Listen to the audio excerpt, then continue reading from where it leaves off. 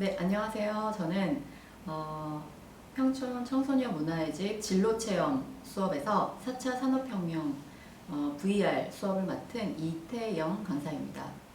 네, 저는 그 IT를 전공했고 또 IT 업계에서 10년 이상 근무를 했습니다.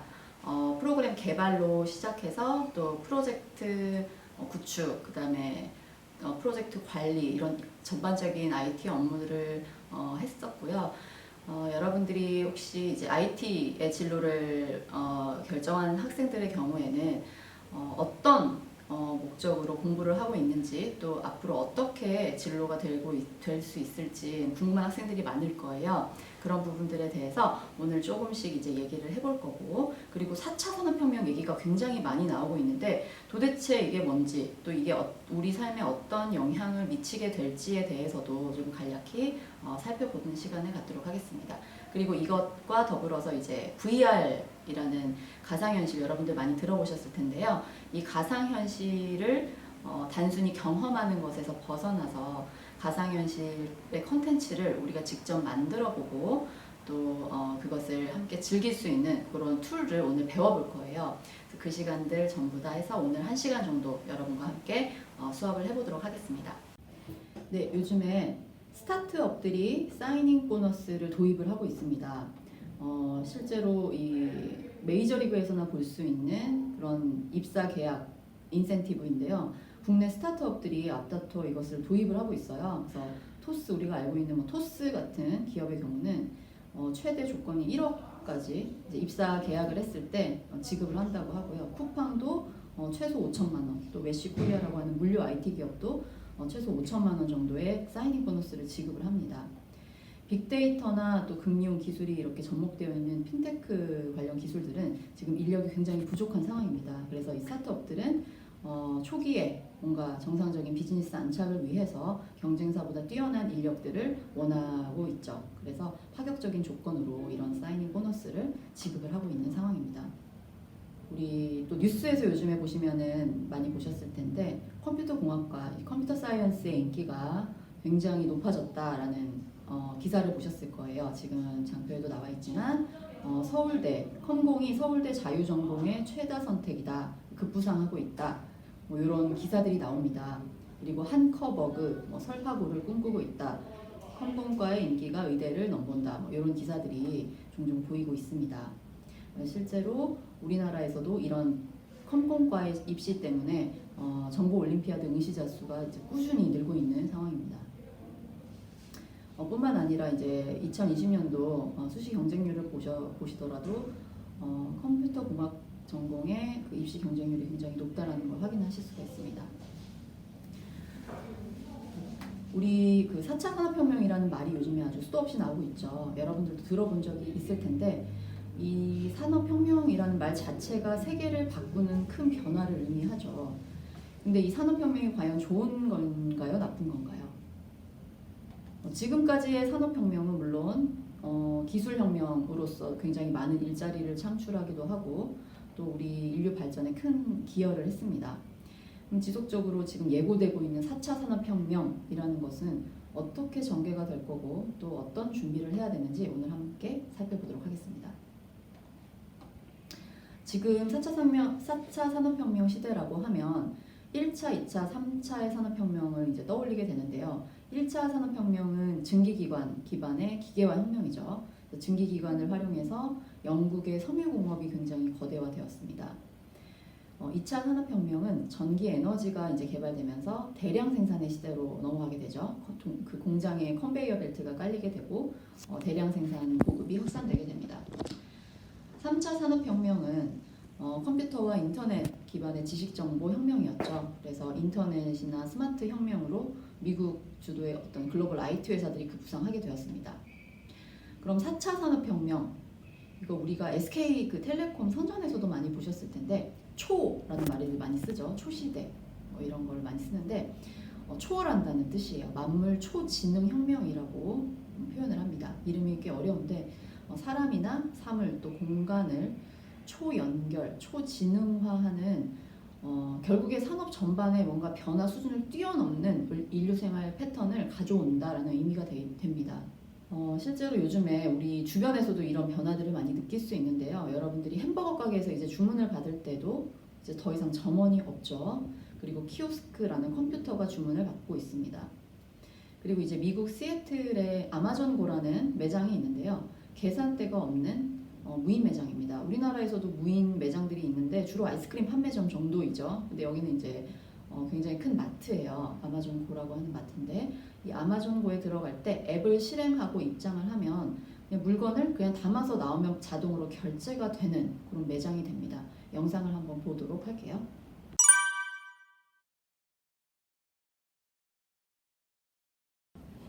네, 영상을 보셨죠? 이렇게 한 남자가 이렇게 들어가서 계산대를 통과하게 되면은 바로 계산이 되고요, 인증이 되고요.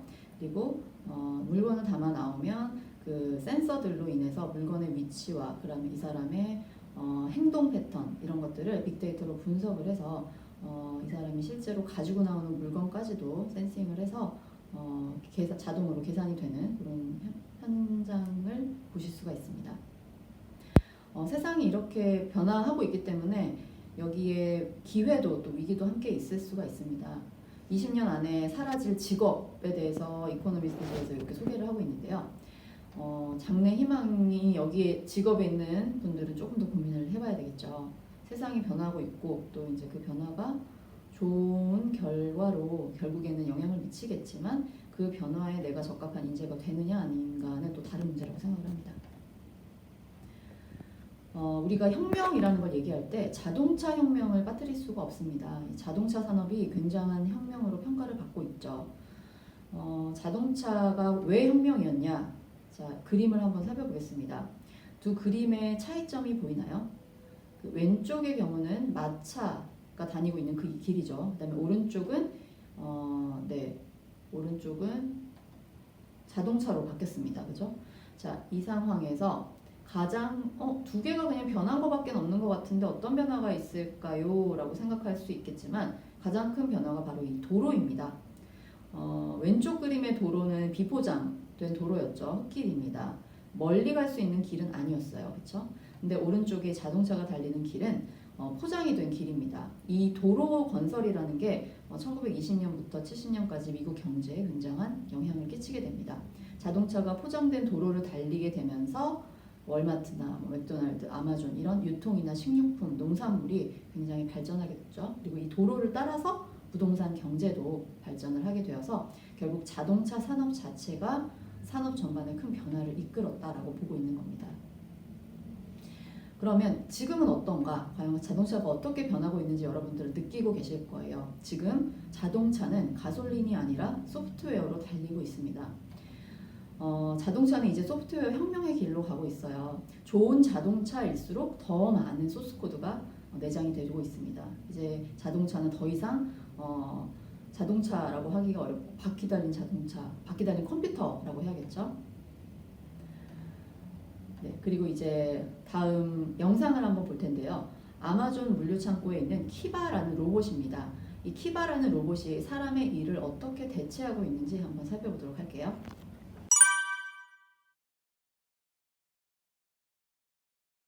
자, 그럼 국내 기업인 쿠팡을 한번 살펴보겠습니다. 쿠팡은 지금 국내 1위 소셜 커머스 업체죠. 근데 처음 출발할 때만 해도 티몬이나 위메프 뒤를 잇는 후발주자였습니다. 그런데 이 쿠팡의 김범석 대표이사는 아마존의 물류 시스템을 굉장히 주목을 했습니다. 그리고 그것을 따라가려고 노력했죠. 그래서 생겨났던 게 바로 이 로켓 배송이라는 획기적인 시스템이었습니다. 이 쿠팡은 사실은 물류에 투자할 이유가 없는 회사죠. 유통만 하는 회사인데 물류센터를 굉장히 크게 짓습니다. 그 이유가 바로 이 새벽 배송, 로켓 배송을 하기 위한 거였죠. 이 로켓 배송, 그 쿠팡은 물류센터를 가진다는 게 어떤 가치가 있을지에 대해서 미리 예견을 했고 결국에는 국민 3명 중에 1명을 회원으로 둘 정도로 안정적인 이커머스 기업이 되었습니다. 하지만 여기서 그치지 않고 지금도 여전히 물류 시스템에 대해서 투자를 아끼고 있지 않다고 합니다. 요즘은 스마트 IoT 제품들도 많이 있습니다. 체육계도 이제 IoT가 쓰이고요. 축구공 안에 센서를 넣어서 공의 스피드나 또 스핀, 힘 같은 걸 데이터로 전환해서 휴대폰으로 보내주기도 하고요. 또 테니스 라켓에 내장된 센서나 블루투스 기능을 이용해서 경기 도중에 발생하는 데이터들을 수집할 수 있는 똑똑한 스마트 라켓도 나와 있습니다. 네, 그러면 이제 우리가 인공지능의 발전에 대해서도 한번 살펴보도록 하겠는데요. 여러분들 인공지능에 대해서 많이 들어보셨을 거예요. 이 IoT와는 또 다른 개념입니다. 인공지능이 어디에 주로 쓰이는지 먼저 간단하게 영상을 한번 보도록 할게요.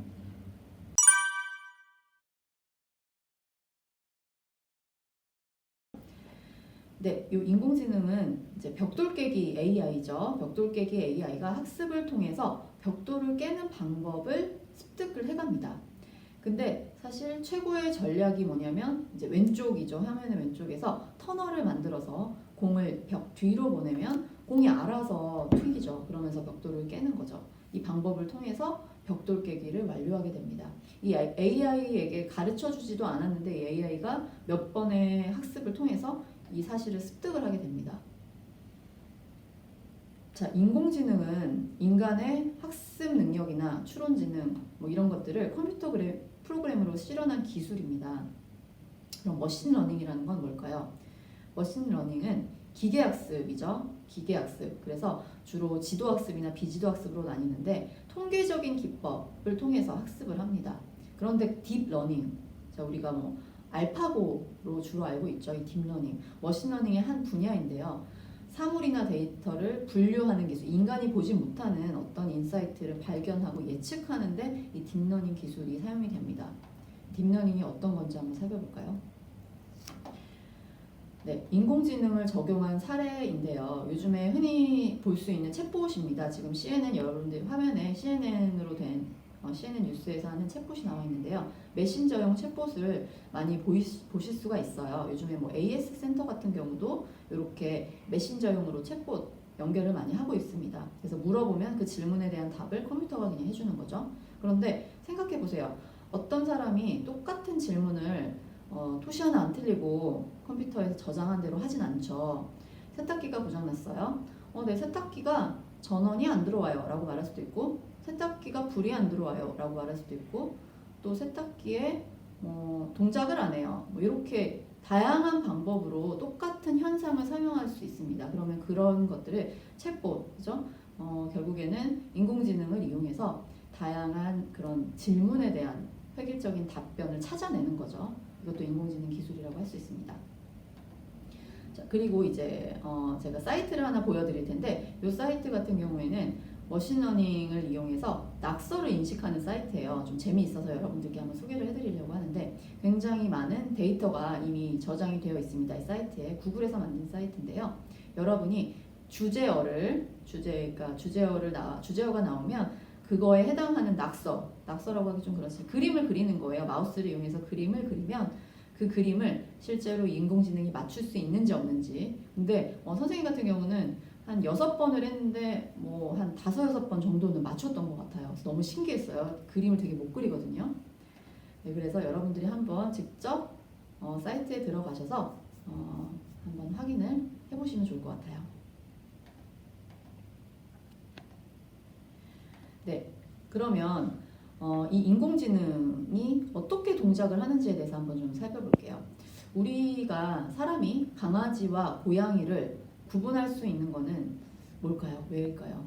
그동안 수많은 강아지랑 수많은 고양이를 보아왔기 때문이죠. 근데 사람도 만약에 본 적 없는 두 동물을 구분하라고 하면 구분을 못할 거예요. 근데 기계도 사람처럼 이건 강아지야, 이건 고양이야 하면서 사진을 굉장히 여러 장을 보여주면서 학습을 시켜요. 이것이 바로 머신러닝입니다. 머신러닝은 이런 기술입니다. 그래서 데이터를 기반으로 한 알고리즘을 사람이 입력을 해줘요. 그러면 그것을 프로그래밍해서 출력 결과가 얻어지게 하는 것이 이게 이제 머신러닝의 인식 방법이고요. 그리고 이것을 컴퓨터가 학습해서 알고리즘을 넣는 원리입니다. 자, 그러면 여기서 이제 기계학습의 의미가 그랬고요. 네, 정확하게 문제에 대한 규칙을 정의할 수 있는 것이 전통적인 프로그래밍 방식이었다라고 하면 어떤 규칙인지 잘 모르겠지만 만들고 싶다라는 것이 이제 기계학습입니다.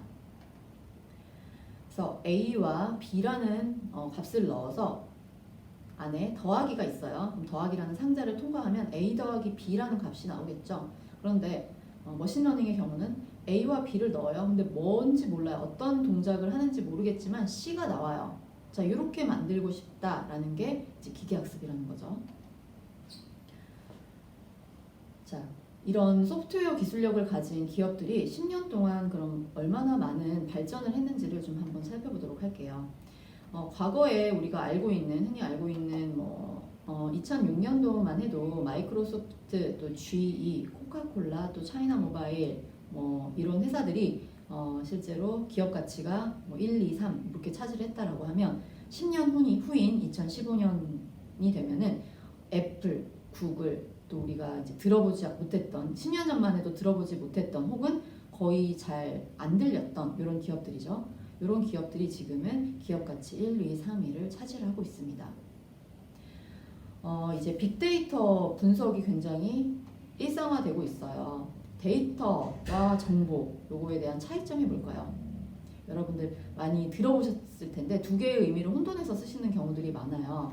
그런데 데이터는 굉장히 넘쳐나요. 그 넘치는 데이터에서 정보라는 걸 우리는 찾아내야 됩니다. 예를 들어서 학교 앞에 이제 편의점이 있죠. 근데 학교 시간이 되면은 매출량이 어마어마하게 증가를 해요. 핫도그 매출량이 막 증가를 했어요. 그런데 핫도그 매출이 발생할 때 닭강정 매출도 같이 증가를 했어요. 자, 그러면 이 데이터에서 어떤 정보를 얻을 수가 있을까요?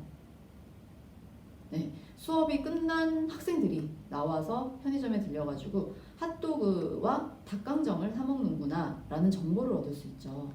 이 정보를 바탕으로 편의점 주인이 어떤 결론을 내려야 될까요? 편의점 주인은 닭강정과 핫도그를 패키지로 만들어야겠죠, 그죠? 이런 정보를 활용해서 패키지 상품을 만들면 더 많은 매상을 올릴 수 있다라는 사실을 알게 될 겁니다. 이 데이터가 넘쳐나고 있고 실제로 그 데이터 속에서 의미 있는 정보를 찾아내는 알고리즘이 더 중요한 시대가 된 겁니다. 여러분들 시리 쓰셔보셨나요? 그 2011년에 아이폰과 함께 발표된 인공지능이죠. 그 당시에는 영어랑 독일어 이렇게 프랑스어만 지원했는데 2012년에 배포된 iOS에 일본어가 추가됐고요. 그 다음에 iOS 6에서는 한국어가 추가가 됐습니다. 그때 당시에 저도 이제 아이폰을 사용을 했는데 시리의 성능이 굉장히 좀 한심한 수준이었어요. 근데 그래서 이제 사용을 안 했었는데 지금은 기능이 점점 향상이 되면서 단순한 뭔가 작업부터 또 앱 실행이나 시스템 설정까지도 시리로 할 수 있게 됐죠. 그리고 특정한 목적을 가진 일뿐 아니라 대화를 통해서 농담이라든지 노래 부르기 이런 일상적인 대화까지도 가능합니다. 얼마 전에 시리한테 시리야 비트박스 해봐 라고 했더니 정말 비트박스를 하더라고요. 그리고 이제 끝말잇기 하자 했더니 먼저 하겠다고 하더니 꽃무늬 이렇게 시리가 천재가 된 것 같아요. 그렇죠? 소프트웨어 창업들도 요즘에 많이 성장을 주도를 하고 있습니다. 알리바바라는 회사 알고 있죠. 중국 항저우에 있는 세계 최대 규모의 온라인 쇼핑몰입니다. 이 창업자는 전직 영어 강사였던 마윈 회장이죠. 우리 되게 유명하죠. 이 회사가 운영하는 알리바바닷컴이 B2B 온라인 쇼핑몰로 중국 그 중소기업들이 만든 제품을 전 세계 기업들이 구매할 수 있도록 중개를 해주고 있죠. 그 후에는 일반인들을 대상으로 한 이제 타오바오가 추가가 됐고 또 부유층을 타겟으로 하는 온라인 백화점 티몰까지 계열사들이 다 추가가 되고 있어요. 실제 우리나라 같은 경우도 우리나라도 지금 시가총액 상위 종목들을 살펴보면 1995년에만 해도 한국전력공사 또 삼성전자가 1위였죠. 그러다가 2005년에 삼성전자, 한국전력, 또 2015년 삼성전자, SK하이닉스, 그러다가 2020년 이제 삼성전자, SK하이닉스 이렇게 됐는데 그 밑에 기업들이 그 10년 전까지만 해도 없던 기업들이 이제 생깁니다. 네이버도 있고요. 또 카카오도 있고요. 그죠? 자, 이런 기업들이 없다가 갑자기 생겨난 거죠. 우리도 지금 잘 알고 있는데 네이버 같은 경우에는 직원 수가 2,800명이에요. 그런데 시가총액이 27조입니다. 그럼 현대자동차는 어떨까요? 현대자동차는 직원 수가 6만 9천 명이에요. 그런데 시가총액이 26조입니다. 자, 네이버의 힘을 뭔가 느낄 수 있는 시점이죠. 이 소프트웨어 중심 사회에서는 컴퓨터 과학의 인기가 점점점 올라간다고 앞에서도 말씀을 드렸는데요. 미국 소프트웨어 전문 일자리가 앞으로 100만 개는 더 필요하다고 합니다. 유럽에서도 일자리의 90%가 앞으로 디지털 기술을 필요로 한다라고 얘기했고요. 삼성전자의 경우도 지금 외국인 소프트웨어 인력이 거의 2만 명 넘는 상황이에요. 앞으로 소프트웨어 인력이 삼성전자에서 굉장히 많이 필요하다고 합니다. 컴퓨터 과학의 인기도 따라서 발맞춰서 이제 상승을 해 나가고 있죠. 우리나라 같은 경우에 소프트웨어 활용도가 선진국에 대비해서 아직 3분의 1 정도의 수준이에요. 1억 원을 생산하기 위해서 소프트웨어를 얼마나 활용하는가를 측정하는 지수가 있는데요. 이 지수로 봤을 때 우리나라가 이제 선진국들의 3분의 1 정도의 수준에 아직 미치지 못하고 있습니다. 이 부분 이제 개선해야 될 포인트고요. 그것들을 위해서 이제 컴퓨터 산업을 굉장히 많이 국가적으로도 이제 끌어나가려고 하고 있어요. 여러분 소프트웨어 중심 대학 프로그램이라는 거 들어보셨을 거예요. 소프트웨어를 중심으로 교육 혁신을 시도하는 대학들에게 정부에서 자금을 지원을 하고 있습니다. 2015년에 처음에 8개 학교에서 실행을 했고요. 2019년에 이제 30개 대학까지 확대가 되었습니다. 지금은 여기에 19년도까지만 해도 한 5개가 더 추가가 됐었는데 올해는 이제 더 많이 늘어날 거라고 예상이 돼요. 알만한 학교들은 대부분 지금 여러분들 화면 보시면 아시겠지만 대부분의 학교들이 포함이 되어 있습니다. 이 소프트웨어 중심 대학의 경우는 누구나 인터넷으로 관련 수업을 들을 수 있고요. 또 온라인 강의 서비스도 구축을 했습니다. 그리고 이 소프트웨어 중심 대학 협의체도 설립을 해서 소프트웨어 특기자들에게 전액 장학금 또는 국외 연수, 교수 특별 지도 등의 혜택을 해주고 있다고 합니다. 여러분들은 사실은 더 관심 있는 부분이 이제 어떻게 들어가느냐라는 부분일 텐데 소프트웨어 특기자들을 이제 꾸준히 뽑고 있습니다. 이 소프트웨어 특기자들 중에서 카이스트 같은 경우는 아주 혁신적이게 수능 등급이 이제 요구가 없어요. 그래서 소프트웨어 특기자가 최저 수능 등급조차 필요하지 않은 정도의 상황. 그러니까 성적이 중요하지 않다. 우리는 무조건 능력 있는 사람을 뽑겠다라고 하고 있는 거죠. 그러면 소프트웨어를 다루는 직업이 프로그래머 말고도 더 있을까요? 물론 당연히 굉장히 많습니다. 지금 같은 경우는 소비자의 심리나 소비 패턴을 파악하기 위해서 이 마케팅 전문가들도 사실은 이 소프트웨어를 다룰 수 있어야 됩니다. 소프트웨어를 이용해서 아까 편의점 예에서 여러분들 들었던 것처럼 방대한 양의 어떤 데이터들을 수집하고 분석해서 가공해서 또 정보로 만들어야겠죠. 그죠? 이 빅데이터를 분석을 해서 고객 심리를 예측하는 기업 마케팅이 활성화되어 가고 있습니다. 그리고 음악은 전혀 상관없을 것 같은데요 라고 생각할 수 있지만 음악을 만들기 위해서 이제 악기를 더 이상 다룰 필요가 없습니다. 소프트웨어를 사용할 수 있으면 음악을 만들 수가 있어요. 그리고 이제 미디어 아티스트들도 있습니다. 새로운 디지털 기술을 이용을 해서 멋진 작품들을 만들어낼 수 있습니다. 홀로그램 같은 디지털 기술도 있을 수가 있고요. 또 웹툰 작가, 유튜버 같은 콘텐츠 창작자도 당연히 이 소프트웨어 프로그램에 익숙해져야 되겠죠. 요즘은 농사도 이제 스마트 농사라고 해요. 소프트웨어가 실제로 이 농부가 과일이나 채소를 썩지 않도록 관리해 주는 것을 도와줍니다. 또 식물의 상태를 실시간으로 알려주기도 하고 있습니다. 네, 그러면 이제 우리가 4차 산업혁명 전반에 대한 여러 가지 꼭지들을 한번 살펴봤는데 여기에서 한 가지 얘기 안 한 부분이 이제 저희가 주요하게 다룰 VR에 대한 부분입니다. VR, 제 가상현실에 대해서 살펴볼 건데요. 최근에 방영되어 있는 다큐멘터리였어요. 선생님 굉장히 보고 감명을 받았는데 같이 조금 한번 영상을 보고 보도록 하겠습니다.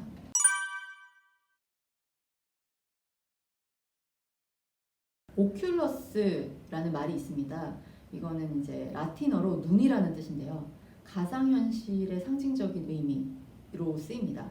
다른 세상을 보는 갈라진 틈 신전이라고 하는데 그 로마 판테온이라고 하는 그 신전이죠. 이 판테온 신전 정상부에 원형으로 생긴 구멍이 있어요.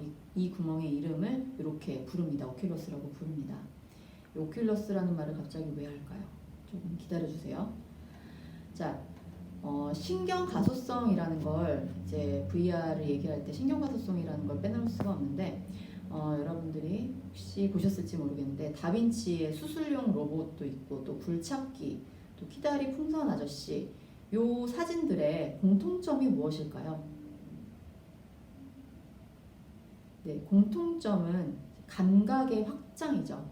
손이 닿지는 않지만 시선이 닿는 곳은 내부 공간에서 외부 공간으로 감각의 확장이 일어납니다. 이것을 신경 가소성이라고 부릅니다.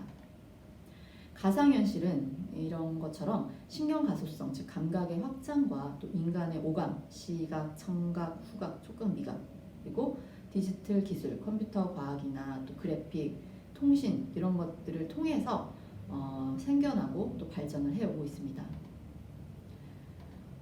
요 그림을 한번 잘 살펴보세요. 여러분들이 첫 번째 그림부터 보면 이 네모, 아래쪽에 있는 네모랑 위쪽에 있는 네모랑 어때요? 크기가 다르죠? 다른 것 같죠? 그건 다르지 않아요. 그죠? 자, 이 오른쪽에 있는 그림도 화살표의 사이즈, 크기가, 길이가 같을까요? 다를까요? 달라 보이죠? 자, 이렇게 지금 선생님이 가지고 온 요 그림들을 한번 살펴보면 이 그림들은 이제 여러분들이 흔히 보셨을 착시에 대한 그림입니다. 우리의 각자 눈에 보이는 세상이 있는 그대로 모습일 거라고 생각하면서 살지만 이제 그것이 착각이라는 거죠. 눈에 보이는 세상이 실제와는 다를 수 있다라는 걸 보여주는 착시입니다. 착시라는 거는 과학적 측면에서 봤을 때는 뇌가 외부의 정보를 받아들여서 해석하는 과정에서 발생하기 때문에 시지각이라는 거에 대해서 얘기를 하지만 사실은 저는 이런 거에 대해서 논하고 싶은 게 아니라 착시라는 것에 대한 이제 인문학적인 얘기, 바로 상상력에 대해서 얘기를 하고 싶습니다. 기억이라는 것은 뭐죠? 뇌에 전달되는 여러 신경적인 자극들을 기록한 것을 기억이라고 하죠. 이것에 가장 큰 영향을 미치는 것이 바로 시각입니다. 그런데 시각만으로는 기억을 조작하는 게 불가능합니다. 그래서 VR의 발달 과정은 인간의 감각을 속일 수 있는 기술 발달의 역사와 함께를 하고 있습니다. 우리가 가장 큰 지배를 받는 것이 시각이죠. 그래서 시각이 가장 빨리 발달을 했고요. 그 다음에 두 번째로 속여야 하는 감각, 청각. 그리고 세 번째는 촉각.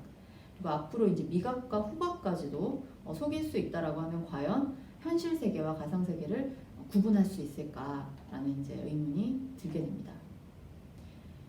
가상현실이라는 것은 그래픽을 통해서 현실이 아닌 환경을 마치 현실과 흡사하게 만들어내는 모든 기술을 통틀어서 말합니다.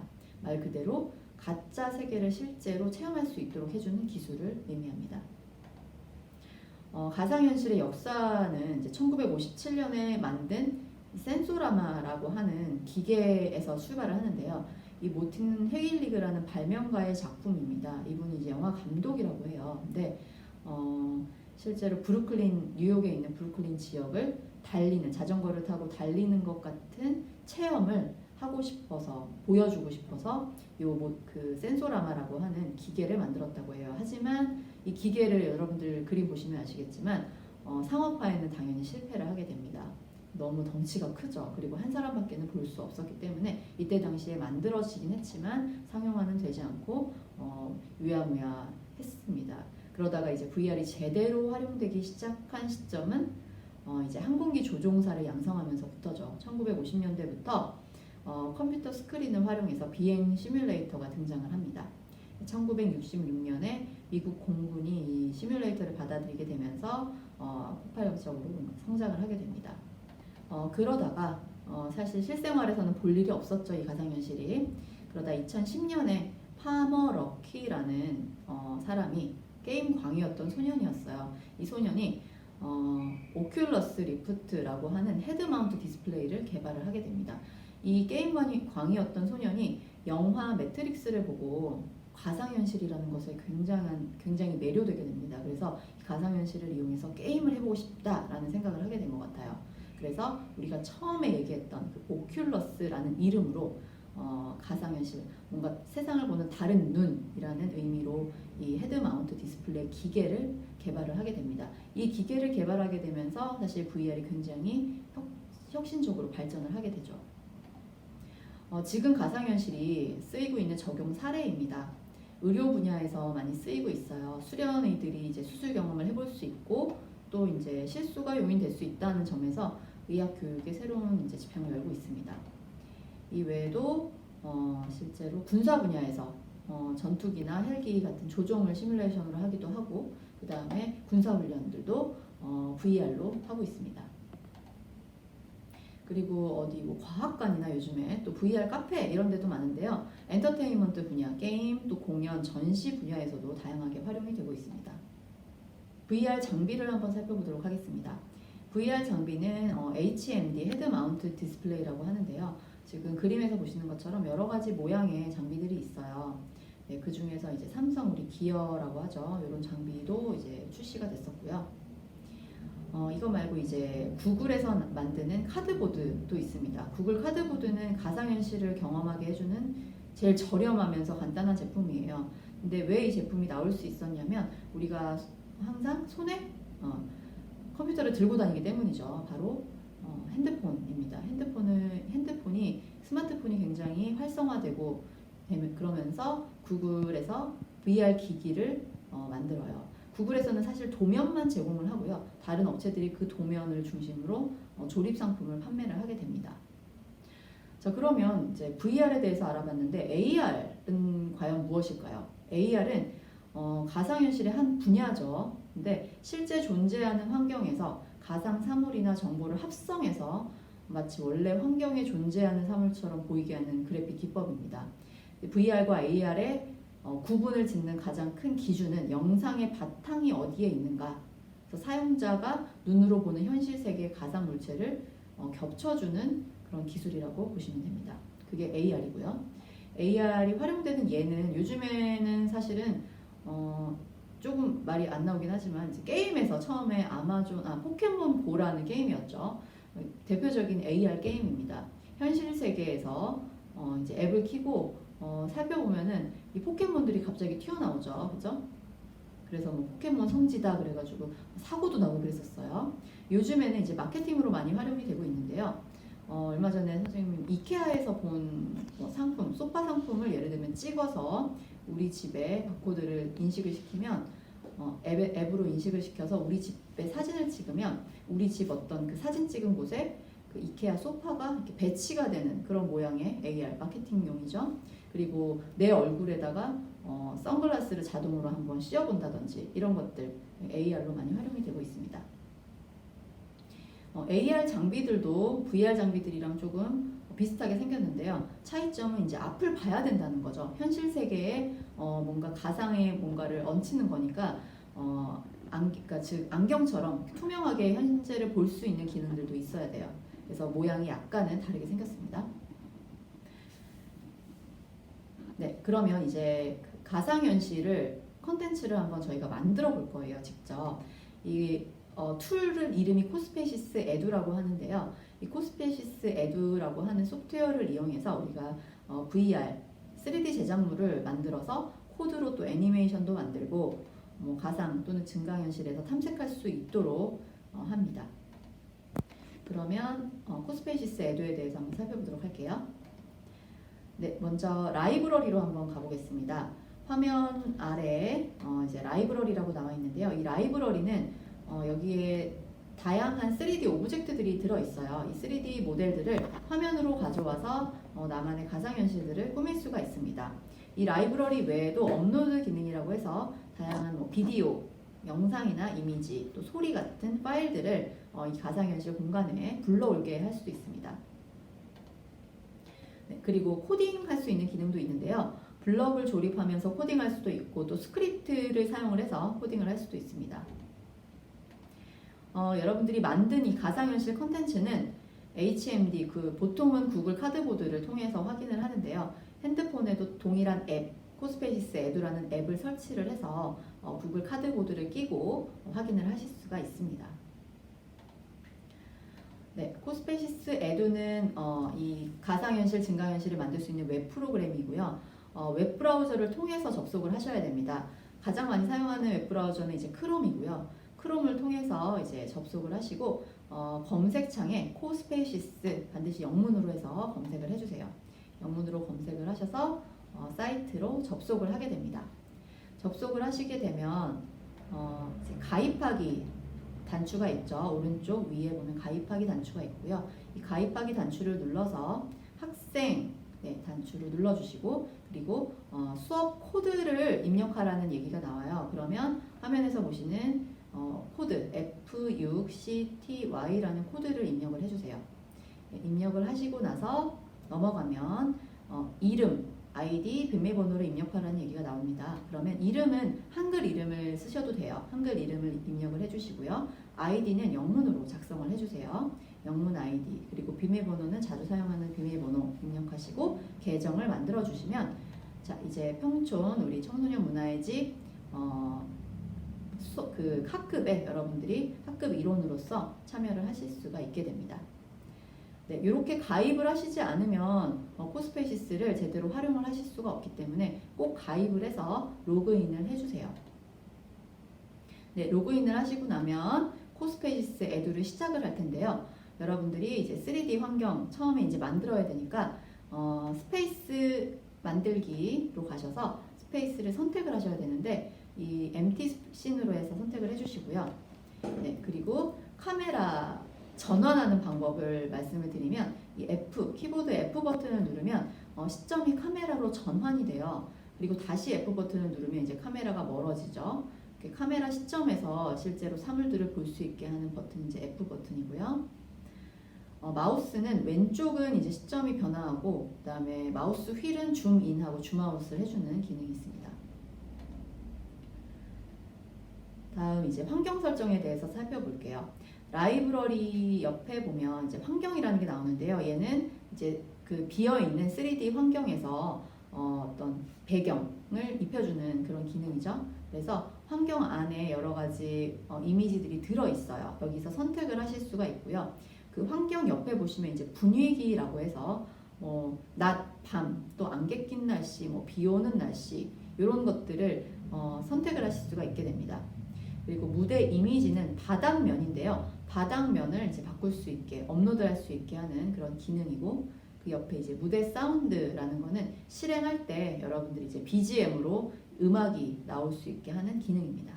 네, 코스페이시스 에듀에는 굉장히 다양한 라이브러리들이 들어있어요. 라이브러리에 들어가서 보시면 캐릭터에도 사람이 여러 사람들이 들어있고 또 아이템, 그 다음에 동물 이렇게 여러 가지 라이브러리들이 있습니다. 이 라이브러리를 하나 만들어서 한번 화면으로 드래그 해볼게요. 드래그 하고 나서 라이브러리를 마우스 오른쪽 버튼을 눌러주면 이 재질을 변경을 할 수가 있는데요. 재질이라는 거는 어떤 표현, 그러니까 옷의 색깔이라든지 또 피부 색깔이라든지 머리카락 색깔이라든지 이런 것들을 설정할 수 있는 기능입니다. 그래서 여기에 사실 코스페이시스 에듀에 있는 라이브러리들만 활용할 수 있는 건 아니지만 라이브러리를 최대한 활용하기 위해서는 여기서 이제 가지고 와서 내가 바꾸고 싶은 재질들을 조금씩 설정을 변화해 주면서 그런 변화를 주는 것도 좋은 방법인 것 같아요. 그리고 라이브러리의 속성 중에서 이제 마우스 오른쪽 버튼 우리가 라이브러리를 하나 업로드 했으니까 그 라이브러리를 선택을 하고 마우스 오른쪽 버튼을 누르면 애니메이션이라는 이제 메뉴가 나옵니다. 이 애니메이션 메뉴를 클릭하면 애니메이션에서는 여러 가지 제스처라든지 아니면 포즈 또 어떤 행동 이런 것들을 설정을 하실 수가 있어요. 라이브러리마다 지원하는 애니메이션의 종류는 다 다를 수 있기 때문에 예를 들면 사람이면은 걷고 뛰고 말하고 춤추고 이런 것들이 가능하겠지만 동물은 안 되겠죠. 그래서 동물이 또 가능한 기능 애니메이션들이 있기 때문에 각 라이브러리마다 여러분들이 애니메이션이 어떤 것들이 가능한지 한번 확인해 보시기 바랍니다.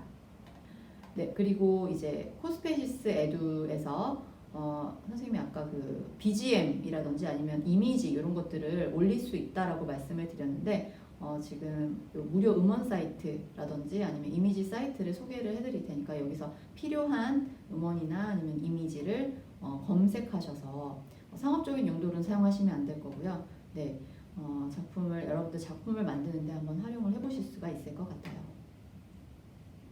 그러면 코스페시스 라이브러리 활용하는 방법을 한번 살펴볼 텐데요. 붙이기입니다. 붙이기를 먼저 해볼게요.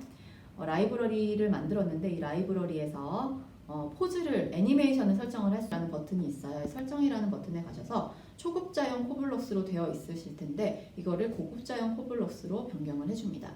고급자용 코블록으로 변경을 하고 나서 옆에 이제 동작 블럭에 가보면 동작에 여러 가지 동작 코드들이 들어있어요. 이 중에서 우리가 아까 코드를 쓴다라고 활성화했던 세일보트죠. 이 세일보트를 10초 동안 시계 방향으로 180도만큼 회전하겠다라는 코드를 가져와서 실행을 할 수가 있습니다. 이 밖에도 동작에 있는 여러 가지 블럭들을 사용을 할 수가 있습니다. 한번 사용을 해보도록 할게요. 자, 여기로 들어가면요. 이제 3D 환경에서 어떤 환경을 선택을 할지 기본 디폴트 화면을 선택을 하라고 나오는데요. 이제 붙이기 실습을 할 거니까 이제 선생님은 empty scene을 한번 골라볼게요.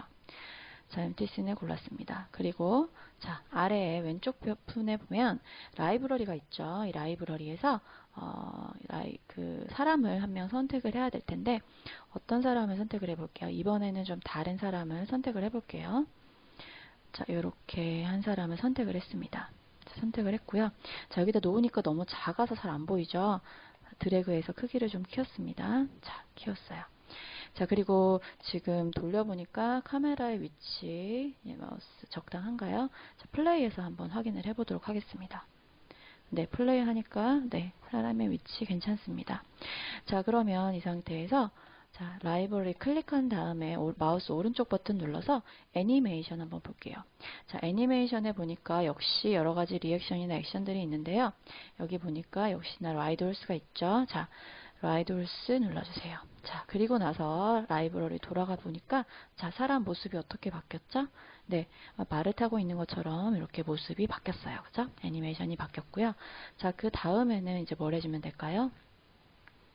네, 동물을 선택해서 우리 유니콘, 아까 유니콘으로 했으니까 이번에는 다른 동물로 해볼까요? 이번에는 네, 이렇게 이런 무슨 말이라고 하죠, 이거? 전쟁에서 타고 다니는 말 같은데요. 네, 이 말을 선택을 했어요.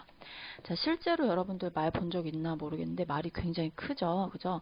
조금 사이즈를 좀 더 크게 해볼게요. 그리고 카메라 위치랑 한번 둘러보면 네, 적당한 것 같습니다. 자, 이 상태에서 자, 이제 말에 붙일 건데요. 말의 등이 지금 잘 안 보이죠? 말의 등이 지금 잘 보이도록 마우스로 좀 위치를 조정을 해줄 거예요. 잘 보이도록.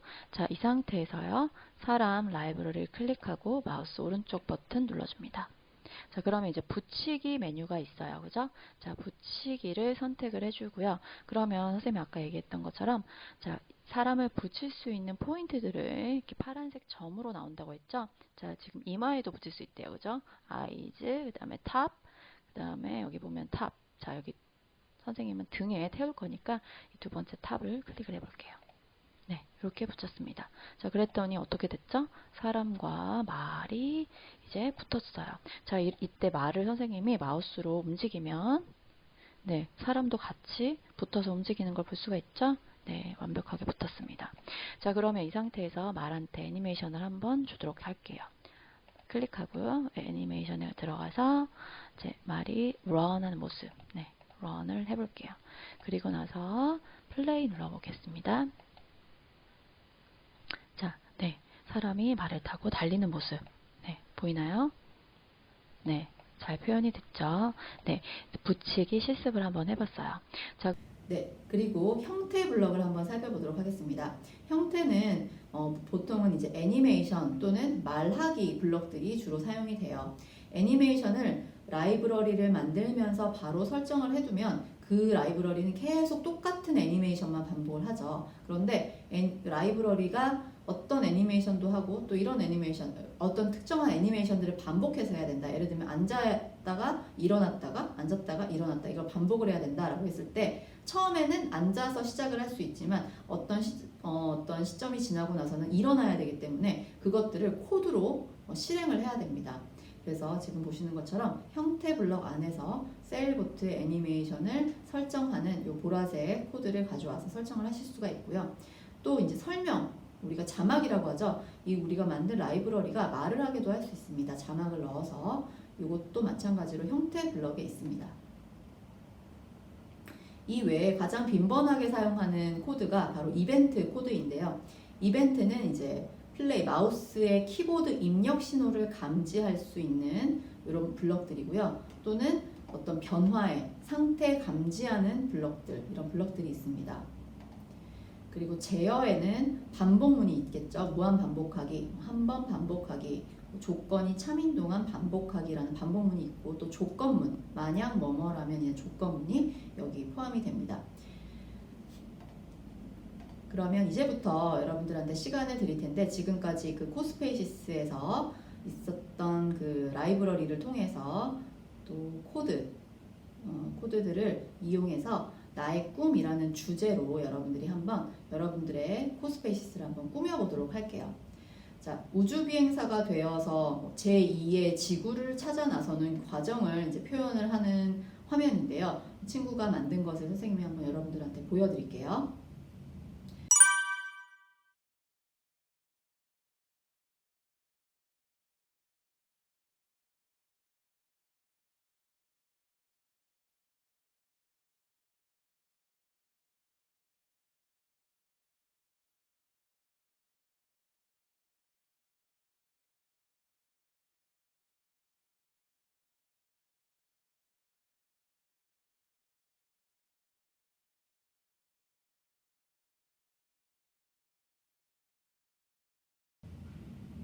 네, 이렇게 이제 코드들을 다양하게 썼어요. 코드들을 쓰면서 움직임, 그리고 이동, 애니메이션 이런 부분까지 조금 전에 배웠던 내용들을 다 한번 써서 배치를 해봤습니다. 이렇게 하면 나만의 가상현실을 꾸미는 것이 가능해지겠죠. 네, 여러분도 지금 시간을 드릴 테니까 나의 꿈이라는 주제로 한번 코스페이시스를 만들어 보시기 바랍니다. 네, 이렇게 코스페이시스 화면이 나왔습니다. 그죠? 자, 이 화면에서요, 라이브러리를 눌러주시고요. 라이브러리 중에서 아까 만들었던 보트 말고 이번에는 한번 이게 뭐죠? 기차 같은데, 그죠? 기차를 한번 만들어 볼게요. 기차를 만들어서 네, 회전을 좀 시키고요. 카메라에서 잘 보여야 되니까 네, 카메라에서 잘 보이는지 F 버튼 누르면 카메라 시점에서 확인이 되죠. 네, 그래서 확인을 했고요. 자, 이 상태에서 이제 기차를 코드에서 사용하게 해주려면 마우스 오른쪽 버튼 눌러야 된다고 했죠. 마우스 오른쪽 버튼에서 코드를 눌러준 다음에 코블럭에서 사용 스위치를 켜주세요. 자, 그러면 이제 코드에서 사용을 할 수 있습니다. 화면 오른쪽에 이게 좀 안 보이죠? 화면이? 네, 화면 오른쪽에 보시면 코드라는 네, 메뉴가 있어요. 플레이 옆에 있는데요. 이 코드를 눌러주시면 코블럭스, 자, 여기에 들어갔죠? 자, 화면이 안 보이니까 조금 크게 할게요. 네, 그래서 기본적으로 이 코블럭스를 눌러주면 언제 플레이를 했을 때라는 블럭이 나와요. 자, 여러분도 좀 말이 좀 이상하긴 한데 얘가 이제 영어로 되어 있던 애가 이제 한글로 자동 번역이 되어서 좀 말이 이상한데 어쨌든 이건 어떤 이벤트를 나타내는 블럭이에요. 그래서 플레이를 클릭했을 때라는 이벤트가 감지가 되면 그 다음에 어떤 동작을 해라 라고 이제 명령을 내릴 건데요. 자, 동작 블럭에 가보면, 자, 트레인을 앞으로 이동하기도 있고요. 그죠? 트레인을 5초 동안 경로를 따라 이동하기도 있고, 뭐, 시계 방향으로 회전하기, 뭐 여러 가지 블럭들이 있어요. 그죠? 아까 선생님이랑 같이 해봤던 요걸 한번 해볼게요. 트레인을 1초 동안 앞으로, 자, 1m는 되게 조금밖에 안 돼서 한 10m 정도 가야지 실제로 눈에 잘 보일 것 같아요. 플레이 한번 해볼게요. 플레이 누르면 네, 앞으로 슉 가죠. 자, 그래서 우리가 실제로 애니메이션으로는 걷는 모습을 만든다 하더라도 실제 앞으로 걸어가는 모양은 표현을 하지를 못했죠. 그런데 이제 어떻게 할 거냐면 이제 실제로 걸어가는 애니메이션도 주고 또 일정 거리만큼 이동하는 코딩을 써서 실제 움직이는 모양을 구현할 수 있다라는 것을 알 수 있었습니다. 네, 우리가 만들었던 기차에서요. 네, 트레인이었죠. 그래서 애니메이션을 보면 실제로 애니메이션이 door, close, door, open, wheel turning 이렇게 세 가지 정도밖에 없네요. 이 세 가지가 코드에서 보이는지 한번 볼게요. 형태로 가서 자, 트레인의 애니메이션을 설정하기라는 메뉴가 있는데요. 얘에 들어가서 보면 자, 애니메이션이 똑같이 있죠. 그죠? 그러면은 이동을 하고 자, 오픈을 할까요? 이동하기 전에 자, 클로즈를 하고 이동을 한 다음에 오픈을 하면 좋겠어요. 그죠? 자, 그러면 이 코딩은 위에서부터 아래로 순차로 진행이 됩니다. 그래서 순서대로 이렇게 진행이 되기 때문에 이게 두 번째 행이 끝나면 세 번째 행이 끝나면 네 번째 행이 진행이 될 거예요. 그렇게 잘 동작하는지 한번 볼게요. 아까 보니까 기차가 화면을 초과해서 나가는 것 같아서 카메라를 조금 더 뒤로 멀리서 한번 지켜보도록 할게요. 네, 이렇게 도착하고 나서 열리는 모습 잘 볼 수 있었죠? 네, 이렇게 형태 블럭에 대해서 봤고요. 이 외에도 다양한 생각하기도 있고요. 그죠? 색상을 정하기, 그 다음에 투명도 설정, 그 다음에 이거 정보창이나 퀴즈창 이런 거는 조금 더 나중에 보여드리기로 할게요. 그리고 사운드도 재생하기 이런 부분들이 다 이 형태 블럭 안에 있습니다.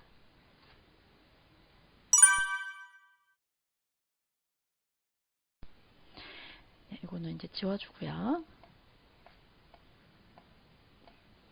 네, 이벤트에 가서 보면 자, 언제 트레인을 클릭했을 때라는 메뉴가 있네요. 그죠?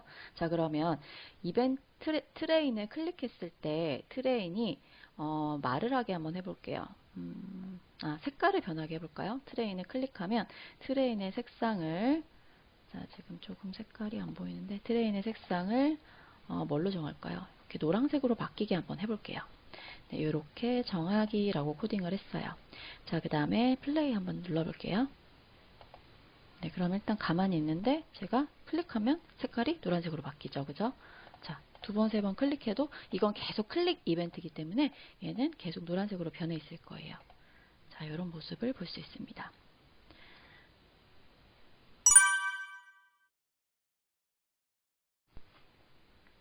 자, 그러면 아까 트레인으로 돌아가서요. 자, 우리 제어문을 한번 써볼까요? 자, 여기 제어문 보면 자, 제어문에 보면 기다리기라는 제어도 있고요. 동시에 실행하기라는 코딩도 있어요. 그래서 여러 가지 행위를 동시에 실행하게 하는 건데 앞에서 조건문이나 반복문은 아니지만 예, 이것도 아주 코스페이시스에서는 자주 쓰이는 애예요. 여러 가지 라이브러리를 동시에 실행하기 위해서 자주 쓰이는 친구고요. 그 다음에 장면으로 가기, 장면이 여러 가지 변환을 줄 수 있는데 장면을 변환해주는 이러한 제어문도 여기에 포함되어 있습니다. 반복문 예를 한번 해볼까요? 반복문, 무한 반복하기에서요. 네, 아까 우리가 만들었던 형태에서 색깔을 바꾸는 게 있었죠. 네, 색깔을 자 반복해서 정할 건데 처음에는 네, 빨간색으로 만들고요. 그 다음에 다시 자 복제를 해서 그다음에 초록색으로 만들고 얘를 계속 반복해서 할 건데요. 자, 이게 정상적으로 돌아갈지 안 돌아갈지 한번 봐주세요. 자, 플레이 해볼게요. 네, 그랬더니 어때요? 변화가 없어 보여요. 그죠? 그래서 초록색이죠. 왜 이럴까요? 이유가 뭘까요?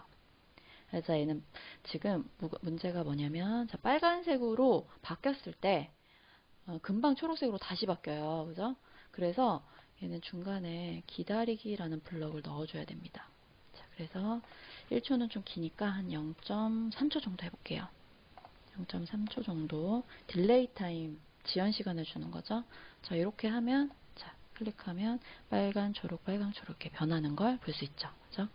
자, 이렇게 무한 반복 할 겁니다. 얘는 제가 끄기 전까지는 이걸 계속 반복할 거예요. 자, 뭐 같죠? 신호등 같죠?